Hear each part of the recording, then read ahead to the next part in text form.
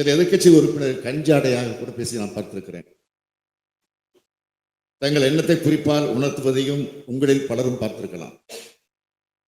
எங்களை பொறுத்தவரையில் விவாதங்களில் விருப்பு வெறுப்பின்றி நாகரிகமாக வாதங்களை வைக்க வேண்டும் என்பதில் அசைக்க முடியாத நம்பிக்கை கொண்டவர்கள்.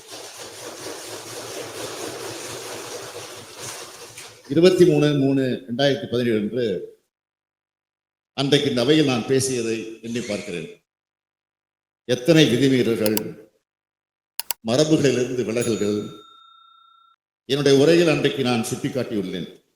நினைத்து பார்த்தாலே நெஞ்சம் சுடுகிறது. அதை அனைவரும் படித்து பார்க்க வேண்டும். அது மாதிரியா இன்றைக்கு நடக்கிறது என்பதையும் எண்ணி பார்க்க வேண்டும். நான் அன்றைக்கு உள்ளபடி வேதனைப்பட்டேன்.